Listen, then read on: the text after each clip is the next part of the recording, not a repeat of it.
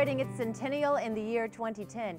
And here at Glendale 11, we've captured dozens of fascinating stories in a special TV show called Glendale, the First 100 Years. Here's a sample.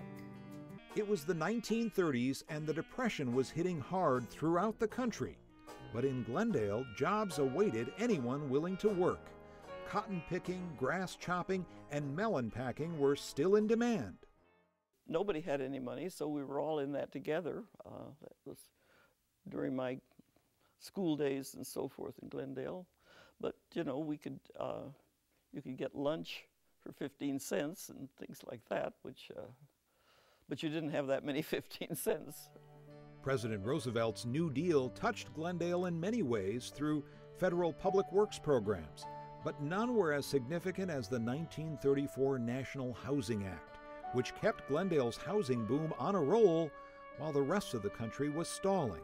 Many of the Federal Housing Administration's homes built in Glendale between 1935 and 1942 are still standing in the city's historic Catlin Court neighborhood just north of downtown. In 1939, Nazi Germany invaded Poland, and America was preparing for war. Glendale was at the center of these preparations in 1941, when the U.S. Army bought land for an airfield near today's Greenway Road and 59th Avenue.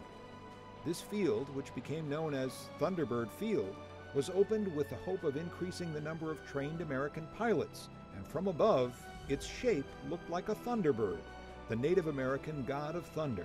While new flyboys were taking off over Glendale, the Army Air Corps was furiously working on a larger base just 10 miles west of Glendale.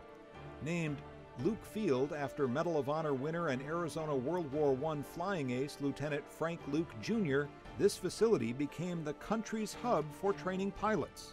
And young men from throughout the United States were headed to Glendale to get their wings. And as you know, Glendale is still a proud supporter of Luke Air Force Base. There are more stories just like this in Glendale, the First 100 Years. You can watch it every Sunday night at 9 o'clock right here on Glendale 11. And to find out what else the city of Glendale is doing to celebrate the centennial, go to glendaleaz.com.